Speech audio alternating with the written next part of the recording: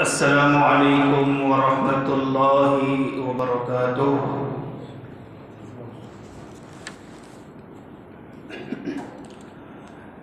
بسم اللہ الرحمن الرحیم۔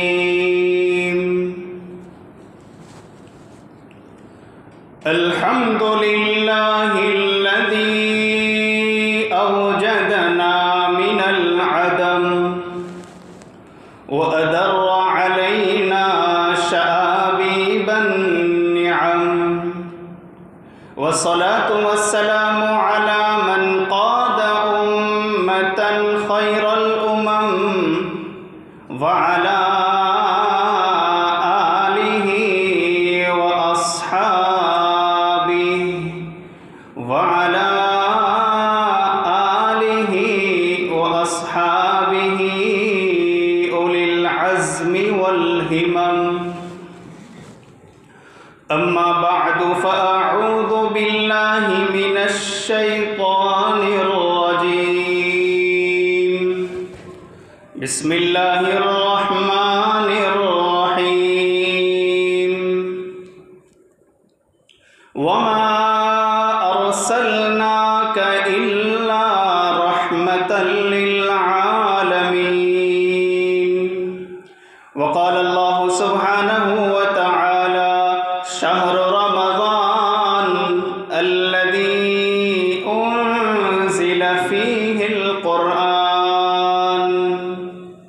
هدى للناس وبينات من الهدى والفرقان،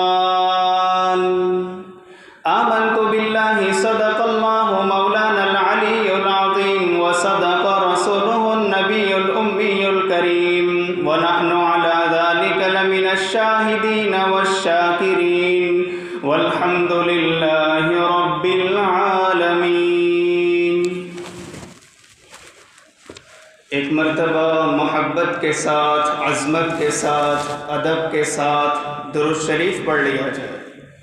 اللہم صل علی سیدنا و مولانا محمد وعلی آل سیدنا و مولانا محمد وبارک وسلم۔ معزز و مکرم علماء کرام، بزرگان محترم اور برادران عزیز،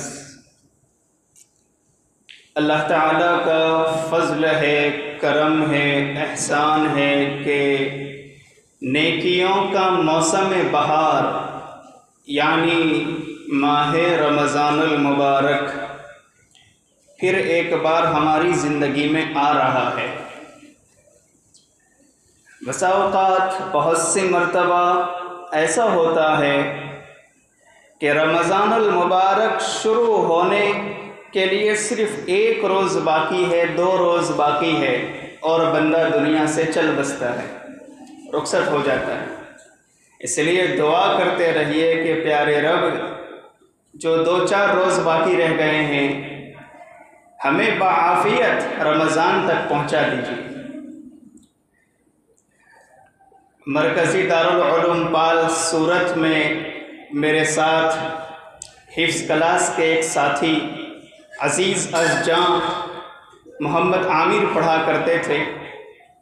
ان کی ایک رشتہ دار خاتون، اس کو معمولی بخار آیا اور پھر کمزوری لاحق ہوئی، جس کی وجہ سے اسے سلائن چڑھائے گئے، اور رات کو نیند نہ آنے کے سبب اس کو نیند کی گولی دی گئی۔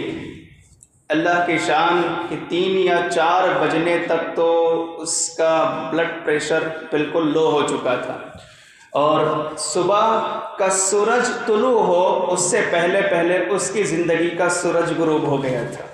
صبح ہونے تک تو وہ دنیا سے رخصت ہو گئی تھی۔ 2 سال کا اس کا چھوٹا سا معصوم بچہ ہے، وہ بھی نیمونیا کا مریض ہے، فی الحال ہسپتال میں داخل ہے۔ گزشتہ کل رات ان سے بات ہو رہی تھی تو انہوں نے یہ غمناک خبر سنائی۔ اس لیے ہمیں دعا کرتے رہنا چاہیے کہ پیارے رب آپ ہمیں بعافیت رمضان المبارک تک پہنچا دیجیے۔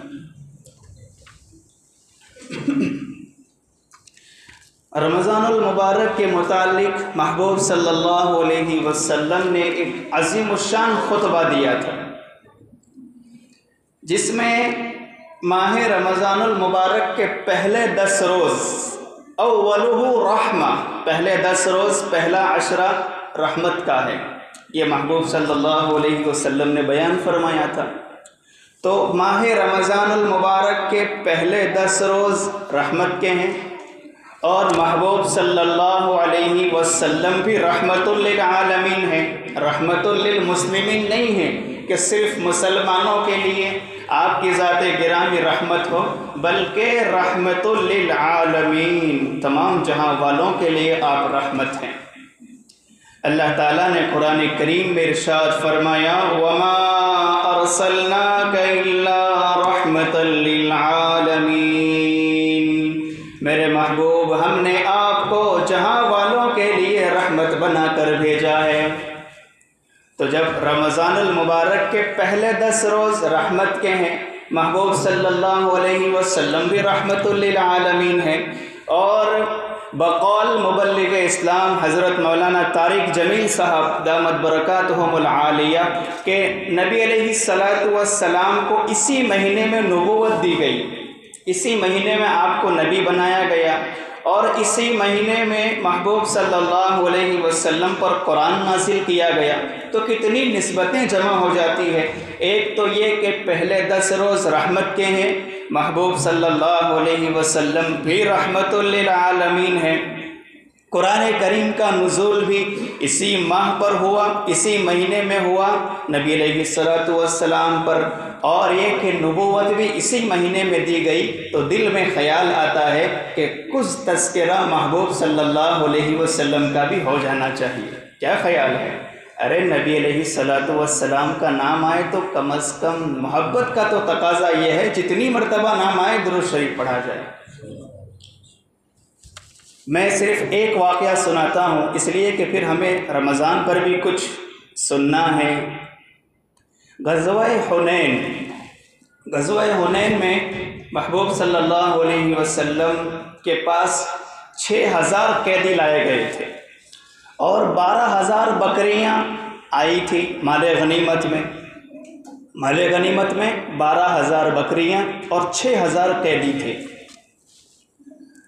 اللہ کی شان، محبوب صلی اللہ علیہ وسلم نے ایک نظر دیکھا اور اندازہ لگایا کہ بہت ساری بکریاں ہیں، 6000 قیدی ہیں۔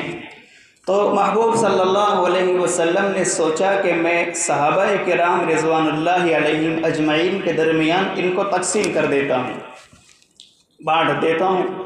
ابھی سوچ یہ رہے تھے کہ ایک صحابی آئے اور کہنے لگے رسول اللہ صلی اللہ علیہ وسلم، ایک خاتون باہر کھڑی ہے اور وہ یہ کہہ رہی ہے کہ میں تمہارے نبی کی بہن ہوں اور مجھے تمہارے نبی سے ملاقات کرنا ہے۔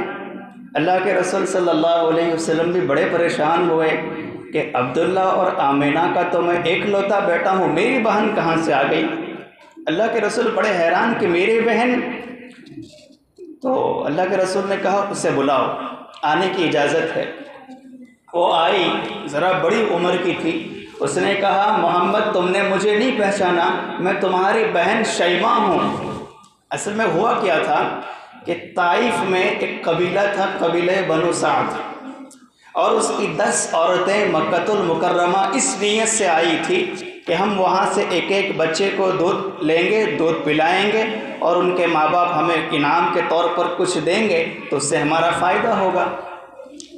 تو 10 عورتوں میں ایک عورت حلیمہ سعدیہ بھی تھی، اور یہ جو شیمہ تھی وہ حلیمہ سعدیہ کی بیٹی تھی، اور محبوب صلی اللہ علیہ وسلم نے حضرت حلیمہ سعدیہ کا دودھ پیا تھا، تو گویا یہ بھی آپ کی بہن بن گئی۔ تو اس نے یاد دلایا تو محمد تمہیں معلوم نہیں ہے، تم تو بہت چھوٹے تھے، میں تمہاری بہن شیمہ ہوں۔ اور شیمہ کو نبی علیہ السلام سے اتنا پیار تھا کہ وہ بچپن میں محبوب صلی اللہ علیہ وسلم کو ایسے گود میں لیتی اور لوریاں سنایا کرتی تھی۔ ہمارے یہاں آج کل رواج ہے ٹوینکل ٹوینکل لٹل اسٹار، بچہ چھوٹا ہوتا ہے، بجائے اس کے کہ نبی علیہ الصلوۃ والسلام کی شان میں اشعار کہیں جائیں، جی کچھ اور لوریاں سنائی جائے، ہمارے یہاں ٹوینکل ٹوینکل لٹل اسٹار سنایا جاتا ہے۔ بچہ چھوٹا ہوتا ہے، ماں کی گود میں دودھ پی رہا ہوتا ہے اور سامنے ٹیلی ویژن چل رہا ہوتا ہے، وہی اثرات سارے بچے کے دل میں جاتے ہیں اور پھر کہتے ہیں بچہ نافرمان بن گیا۔ ہماری مائیں پہلے دور کی ایسی ہوتی تھی کہ دودھ پلا رہی ہے، زبان پر قرآن کریم کی تلاوت جاری ہے، ہوتا یہ تھا کہ بچہ بڑا ہوتا تھا اور قرآن کریم کا کئی پاروں کا حافظ ہو چکا ہوتا تھا۔ ماں باپ کا اثر پڑتا ہے۔ تو بہرحال شیماء نے کہا کہ محمد تمہیں یاد نہیں ہے صلی اللہ علیہ وسلم، میں تمہاری بہن شیماء ہوں۔ اور یہ جو شیماء تھی کبھی کبھی پیار میں اللہ کے رسول کو ایسے اٹھاتی تھی اور لوریاں سنایا کرتی تھی۔ اس کا ایک جملہ سیرت نگاروں نے لکھا ہے، وہ یہ تھا ربنا بقی لنا محمدا، اے میرے پیارے رب آپ میرے بھائی محمد کو ہمیشہ سلامت رکھیے۔ وہ ایک جملہ کہا کرتی تھی، شیماء نے کہا محمد میں بچپن میں دعا کیا کرتی تھی ربنا بقی لنا محمدا، اے میرے پروردگار آپ میرے بھائی محمد کو سلامت رکھیے۔ آج وہ دعا کا اثر ہے کہ اتنے سارے انسان آپ کے سامنے قیدی بنا کر لائے گئے ہیں، یہ 12,000 بکریاں آپ کے سامنے آئی ہیں، یہ جو اعزاز آپ کو ملا ہے یہ میری دعا کی برکت ہے۔ حضرت نبی علیہ الصلوۃ والسلام فوراً پہچان گئے کہ ہاں بالکل وہ میری بہن شیماء ہیں۔ تو اس کے بعد پھر نبی علیہ الصلوۃ والسلام نے کہا دیکھو بہن، اگر تم یہ چاہتی ہو کہ میرے پاس رہو تو میں تمہارا کفیل بنوں گا، تمہارا ذمہ دار بنوں گا، اور اگر تم یہ چاہتی ہو کہ تم چلی جاؤ تو پھر تمہیں اجازت ہے۔ نبی علیہ الصلوۃ والسلام کے اس فرمان پر اس نے کہا کہ میں جانا چاہتی ہوں۔ اللہ کے رسول نے کچھ غلام اس کے ساتھ کر دیے اور کچھ بکریاں اس کو دے دی۔ جب وہ جانے لگی تو اس نے پھر کہا، نبی علیہ الصلوۃ والسلام نے پہلے تو اس کے لیے چادر بچھائی، نبوت کی چادر پر اس کو بٹھایا۔ جب وہ جانے لگی تو اس نے کہا کہ میں چلی تو جاؤں گی لیکن یہ جو 6,000 قیدی آپ کے سامنے ہیں، میں یہ چاہتی ہوں کہ آپ ان کو آزاد کر دیں۔ اللہ کے رسول نے فوراً فیصلہ نہیں کیا، پہلے صحابہ سے مشورہ کیا۔ اب قصہ سنیے، میں پھر اس سے سبق جو حاصل ہوتا ہے بتاتا ہوں۔ اللہ کے رسول نے صحابہ سے مشورہ کیا اور مشورہ کرنے کے بعد ان تمام کو آزاد کر دیا۔ یہ ایک قصہ ہے، اس میں بہت بڑا سبق کیا ہے کہ وہ جو شیماء بہن تھی وہ محبوب صلی اللہ علیہ وسلم کی سگی بہن نہیں تھی، لیکن پھر بھی آپ نے کیسا اکرام کیا، نبوت کی چادر بچھائی، اس کا اکرام کیا، اس کو عزت دی۔ آج حال یہ ہے کہ سگی بہن کو ہم اتنا پیار نہیں دیتے۔ یہ یہاں جتنے بیٹھے ہیں میں آپ سے گزارش کرتا ہوں کہ رمضان شروع ہو رہا ہے، اس سے پہلے 2 جوڑی عید کا کپڑا بہن کے گھر پہنچا دیجئے۔ وہ مصلے پر رکھے گی، ہاتھ اٹھا کر دعا کرے گی اللہ آپ میرے ویر کو، میرے بھائی کو سلامت رکھے گا، پھر کسی کو دعا کے لیے کہنے کی ضرورت نہیں پڑے گی۔ میراث میں بہنوں کا حصہ نہیں دیتے، بہنوں کا مال ہڑپ کر لیتے ہیں، اور پھر جب پریشانیاں آتی ہے تو کہتے ہیں مولانا برکت نہیں ہوتی۔ برکت کہاں سے ہوگی جب تو نے اپنی سگی بہن کا دل دکھایا ہے۔ بہن کی دعائیں آپ دیکھیے، نبی علیہ الصلوۃ والسلام کا ایک قصہ میں نے آپ کے سامنے بیان کیا، بہن کی دعائیں بھائی کی زندگی میں خوشحالیاں پیدا کر دیتی ہیں۔ تو نمبر 1 پر اپنی بہن کو پیار دیں، اور نمبر 2 پر آپس میں کوئی بھی کام کرنا ہو مشورے سے کریں۔ یہ دوسرا سبق اس واقعے سے، قصے سے ہمیں ملتا ہے۔ اور تیسرا سبق یہ ملتا ہے کہ اللہ کے رسول صلی اللہ علیہ وسلم کتنے نرم دل تھے کہ آنے والے جو کہ قیدی بن کر لائے گئے ہیں، اور یہ کوئی آپ کے دوست احباب نہیں ہیں، یہ تو جنگ میں قیدی بن کر آئے ہیں، لیکن آپ نے ان تمام کو معاف کر دیا۔ یہ معاف کرنے کی صفت اپنے اندر پیدا کرنے کی ضرورت ہے۔ دل میں بغض بھرا ہوا ہے، کینہ بھرا ہوا ہے، اور رمضان المبارک کا روزہ بھی رکھ رہا ہے، دوسروں کی غیبت بھی کر رہا ہے، برائیاں کر رہا ہے جی، تو پھر یہ روزہ کہاں سے قبول ہونے والا ہے؟ مولانا طارق جمیل صاحب فرماتے ہیں کہ جس دل میں بغض ہوتا ہے، کینہ ہوتا ہے، جس دل میں دوسروں کے لیے دشمنیاں ہوتی ہے، وہ دل رمضان المبارک میں بھی اللہ تعالیٰ کی رحمت کے سائے میں نہیں آتا ہے۔ سن لو، کان کھول کر سن لو۔ اس لیے یہاں اٹھنے سے پہلے ارادہ کرو، جس سے ہماری نہیں بنتی جس سے ہم بات نہیں کرتے، رمضان آنے سے پہلے اس سے ہم بات کرنا شروع کر دیں، اپنی طرف سے سلام پیش کریں اور پھر ایک بار نئی زندگی کا آغاز کریں۔ حضرت عائشہ صدیقہ رضی اللہ تعالیٰ عنہ فرماتی تھی کہ جب محبوب صلی اللہ علیہ وسلم پر رمضان المبارک آتا تو میں دیکھتی تھی کہ 3 اعمال میں، 3 کاموں میں اللہ کے رسول بہت زیادہ مجاہدہ فرماتے تھے، کوششیں کرتے تھے۔ یہ 3 کام ہم بھی کریں گے نا انشاءاللہ۔ نبی علیہ السلام سے سچی محبت تو ہے نا جی بھئی؟ ہم مانتے ہیں نا ہمارے نبی عالمی نبی ہیں، ہم عالمی نبی کی عالمی امت ہے۔ اللہ کے رسول صلی اللہ علیہ وسلم کے پاکیزہ طریقوں میں ہماری کامیابی ہم مانتے ہیں نا، تو بس یہ 3 کام کرنے کے لیے تیار ہو جاؤ۔ نمبر 1، حضرت عائشہ صدیقہ رضی اللہ تعالیٰ عنہ فرماتی ہیں کہ جب ماہ رمضان المبارک شروع ہوتا تو پہلا کام نبی علیہ السلام عبادت میں بہت زیادہ اہتمام کرتے تھے، بہت زیادہ عبادت کرتے تھے۔ آپ کے عام دنوں کی عبادت تو ایسی ہوتی تھی کہ آپ کے قدموں پر ورم آ جایا کرتا تھا، سج جاتے تھے آپ کے پیر مبارک۔ یہ تو عام دنوں کی عبادت تھی، لیکن رمضان المبارک کی عبادت کا اس سے بھی آپ اندازہ لگا لیجئے کتنی زیادہ عبادت کرتے ہوں گے۔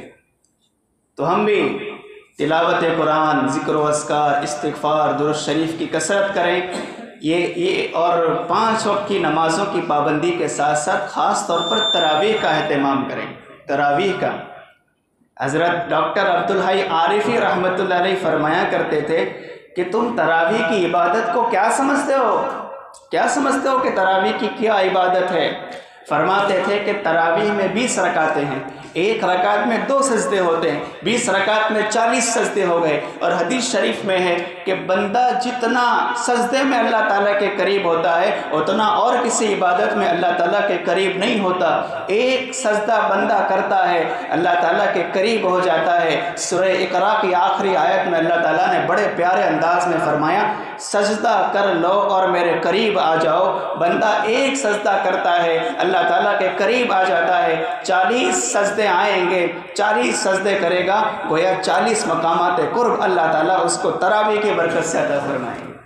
اور 20 رکعت تراویح 1 گھنٹے میں مکمل ہو جاتی ہے، اس میں بھی ارے حافظ صاحب اتنا لیٹ کائی کو، تم دھیرے دھیرے کائی کو پڑھتے ہیں، اتنی تجوید کے ساتھ کیوں پڑھتے ہیں، ہمارا خیال کیوں نہیں کرتے؟ ارے اللہ کے بندے، حافظ قرآن اپنی ذمہ داری ادا کر رہا ہے، وہ تمہیں قرآن سنا رہا ہے، اس کا تو ہمیں احترام کرنا چاہیے، کرام کرنا چاہیے، بجائے اس کے کہ اس پر جملے کسے جائے۔ جو حافظ قرآن تجوید الحروف اور معرفت الوقوف کا لحاظ کرتے ہوئے قرآن کریم کی تلاوت کر رہا ہے، گویا وہ بہت بڑا نافرمان ہے، بہت بڑا گناہ کر رہا ہے۔ اللہ ہماری حفاظت فرمائے۔ ہم تراویح پڑھ رہے ہیں تو نہ حافظ صاحب پر کوئی ہم احسان کریں، نہ اللہ تعالیٰ پر احسان کر رہے ہیں، یہ تو ہماری اپنی ذمہ داری ہے۔ اس لیے حافظ قرآن کا بہت زیادہ احترام کیا جائے، جملے نہ کسے جائے، کائے کو اتنا لیٹ پڑھتا ہے، میں تو کل دوسری مسجد میں چلے جاؤں گا۔ بہت سے پوچھتے ہیں نا، ارے حافظ صاحب کوئی اور مسجد ہے؟ کیوں کوئی اور مسجد؟ کہ وہاں 25 منٹ پہلے ختم ہو جاتی ہے۔ ہماری تن آسانی کا تو یہ حال ہے کہ قرآن کریم اللہ کا کلام ہے، سننا نہیں ہے، اور پھر کہتے ہیں مولانا روزے میں دل نہیں لگ رہا، قرآن کریم کی تلاوت میں دل نہیں لگتا، روزے میں برکت نہیں ہوتی۔ کہاں سے برکت ہوگی جب ہم نے قرآن کریم کو اتنا قرآن کریم سے روگردانی کر رکھی؟ دیکھو میں ایک اور بات کہوں گا، آج کل ہمارے یہاں جہالت بہت زیادہ عام ہے۔ قرآن کریم اول پڑھ نہیں پاتے تو کیا کرتے ہیں؟ مسجد میں رکھوا دیتے ہیں۔ جب ہم اپنے گھر سے برکت کو نکالیں گے پھر کہیں گے کہ برکت نہیں آتی، تو بتاؤ اس میں کس کا نقصان ہے، ہمارا یا پھر کسی اور کا؟ اس لیے قرآن کریم کی تلاوت کا زیادہ سے زیادہ اہتمام ہونا چاہیے۔ تو بھائی کرو گے نا قرآن کریم کی تلاوت کا اہتمام؟ علماء نے لکھا ہے کہ رمضان المبارک میں 2 قرآن کریم ختم کرنا چاہیے، یہ قرآن کریم کا حق ہے، کم از کم 2 تو پڑھ لینا چاہیے۔ ہمارے اکابر تو اتنا زیادہ قرآن کریم پڑھا کرتے تھے کہ میں آپ کو کہوں تو آپ کہیں گے چل رہنے دے، اتنا بھی ایسا بھی ہوتا ہے کیا؟ نہیں ہوتا ہے۔ حضرت شیخ زکریا کاندھلوی رحمہ اللہ کا معمول لکھا ہے کہ 42 سال تک آپ نے رمضان المبارک ایسا گزارا کہ ہر دن آپ نے 30 یا 35 پارے قرآن کریم کے پڑھے ہیں۔ یہ ہمارے اکابر تھے جن کے آج ہم نام لیوا ہیں اور جن کی دعاؤں کی وجہ سے آج ہماری زندگی اتنی کامیابی سے گزر رہی ہے۔ ہمارا حال یہ ہے کہ رمضان المبارک پورا گزر جاتا ہے، ایک قرآن بھی مکمل نہیں ہو پاتا۔ ارادہ کرتے ہو نا بھائی 2 قرآن پڑھو گے انشاءاللہ۔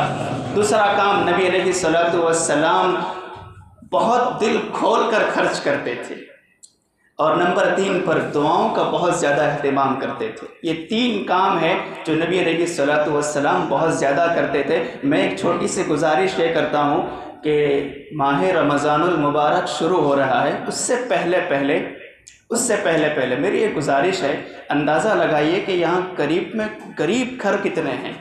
کون سا گھر ایسا ہے جہاں باپ نہیں ہے، بچے یتیم ہیں؟ ایسے گھروں کی یادی بنائیں، ایک لسٹ تیار کریں، 1 مہینے کا راشن ان کے گھر پہنچا دے۔ 1 مہینے کا راشن، میں زیادہ نہیں کہہ رہا، 1 مہینے کا راشن ان کے گھر پر پہنچا دے، اور بس دستک دے دے اور نکل جائیں، اور وہ تھیلی رکھ کر آ جائیں۔ جب وہ بیوہ عورت دروازہ کھولے گی اور راشن کی تھیلی اپنے دروازے پر دیکھے گی، ہاتھ اٹھا کر دعا کرے گی، پیارے ربا جس نے رمضان میں میرے لیے 1 مہینے کے راشن کا انتظام فرمایا، اللہ اس کی نسلوں کی رزق کا انتظام فرما دیجیے۔ یہ کام کرو گے نا انشاءاللہ۔ اللہ تعالیٰ نے جس کو زیادہ مال دیا ہے وہ تو ضرور یہ کام کریں، چھوٹی چھوٹی کٹ بنائیں، اس میں کچھ کھانے کی چیزیں ہوں اور اس کو غریبوں میں تقسیم کیا جائے۔ میں صحیح بتاتا ہوں، غریب کی دعائیں، یتیم کی دعائیں وہ فیصلے کرواتی ہے جو خود ہماری دعائیں فیصلے نہیں کروا سکتی۔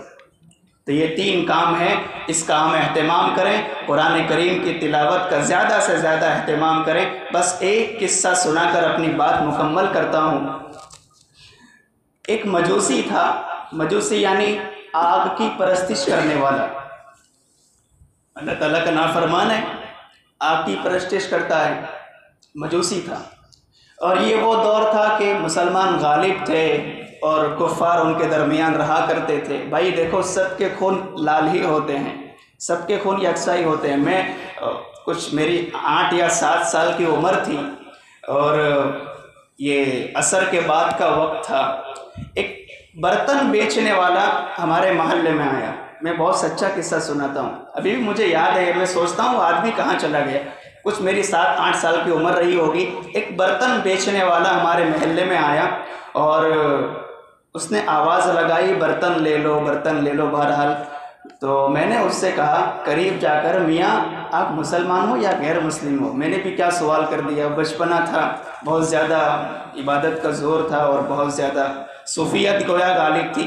تو اس نے کہا بیٹا، ایک اچھا جملہ اس نے مجھے بتایا، بیٹا مسلمان ہو یا غیر مسلم ہو، سب کے خون تو مگر لال ہوتے ہیں نا۔ اللہ اکبر، ایک جملہ ہے، آج بھی مجھے تڑپاتا ہے۔ کہنے والا تو پتہ نہیں کہاں کہہ کر چلا گیا، لیکن اس نے مجھے بہت بڑا اتحاد و اتفاق کا سبق دیا۔ بہرحال کفار کے بیچ میں، کفار مسلمانوں کے درمیان رہا کرتے تھے، اور ایک مرتبہ اس مجوسی کے بیٹے نے کھلے عام کھانا کھایا، کھلے عام، جس کی وجہ سے اسے بہت غصہ آیا۔ اس نے اس کی ٹھکائی کی اور اس کی ڈانٹ ٹپٹ کی، کہا بے شرم، تجھے شرم نہیں آتی؟ یہ مسلمانوں کا مقدس مہینہ ہے جس میں یہ لوگ روزہ رکھتے ہیں اور صبح سے شام تک نہیں کھاتے، اور تو کھلے عام کھا رہا ہے۔ بہرحال اس نے اس کی سرزنش کی، ٹھکائی کی، اس کے ڈانٹ ٹپٹ کی، بات آئی چلی گئی۔ اس مجوسی کے پڑوس میں ایک اللہ والے رہا کرتے تھے۔ جب اس مجوسی کا انتقال ہوا تو کیا دیکھتے ہیں کہ یہ مجوسی، یہ آگ کی عبادت کرنے والا جنت کی بہاروں میں ہے۔ انہیں بڑا حیرانی ہوئی کہ اللہ، یہ تو تیری نافرمانی کرنے والا، آگ کی عبادت کرنے والا، آپ نے اس کو کیسے معاف کر دیا؟ آپ نے اس کی مغفرت کر دی۔ وہ اللہ والے بڑے حیران تھے۔ انہوں نے اس مجوسی سے خواب میں پوچھا کہ بیٹا تیری مغفرت کیسے ہو گئی؟ تو بڑا نافرمان، تیرے سے بڑا نافرمان تو کوئی نہیں، تو اللہ تعالیٰ کو چھوڑ کر دوسروں کی عبادت کرنے والا، اللہ تعالیٰ نے تجھے معاف کر دیا۔ اس نے کہا جی حضرت، اللہ تعالیٰ نے مرنے سے پہلے مجھے کلمے کی توفیق دی، کلمے پر میرا انتقال ہوا اور آج میں جنت کی بہاروں میں ہوں۔ پوچھا بیٹا ایسا کیوں، اتنا بڑا مقام کیوں ملا؟ اس نے کہا کہ حضرت ایک مرتبہ میرے بیٹے نے رمضان المبارک میں کھلے عام کھانا کھایا تھا، میں نے اس کی ڈانٹ ڈپٹ کی، اس کو میں نے مارا تھا اور اس کو میں نے سمجھایا تھا کہ بیٹا کھلے عام رمضان میں نہیں کھایا کرتے، یہ مسلمانوں کا مقدس مہینہ ہے۔ بس یہ میں نے عمل کیا تھا کہ میں نے بچے کو ڈانٹا تھا۔ اللہ تعالیٰ کو یہ ادا اتنی پسند آئی کہ اللہ تعالیٰ نے مرنے سے پہلے مجھے کلمے کی توفیق دی، اور صرف کلمے کی توفیق نہیں دی، آج میں جنت کی بہاروں میں ہوں۔ مسلمانوں، اس قصے میں ہمارے لیے بہت بڑا سبق ہے۔ رمضان المبارک چل رہا ہوتا ہے، مسلمانوں کے گھروں سے ٹی وی کی آوازیں آ رہی ہوتی ہے، گانوں کی آوازیں آ رہی ہوتی ہے، رمضان چل رہا ہوتا ہے، نوجوان چوراہوں پر بیٹھ کر غیبتیں کر رہے ہوتے ہیں، گانے سن رہے ہوتے ہیں، ایک دوسرے کو گالیاں دے رہے ہوتے ہیں۔ یہ رمضان کا احترام نہیں ہے، یہ اللہ تعالیٰ کو اللہ تعالیٰ کے عذاب کو اتارنے والی حرکتیں ہیں۔ دعا کیجئے کہ اللہ تعالیٰ ہمیں اپنے عذاب سے محفوظ رکھے اور اس مہینے تک ہمیں بعافیت پہنچا دے، اور اللہ تعالیٰ اس مہینے کی قدردانی کی توفیق عطا فرمائے۔ آمین بحرمت سید المرسلین و خاتم النبیین صلی اللہ علیہ وسلم، وما علینا الا البلاغ، وآخر دعوانا ان الحمد للہ رب العالمین۔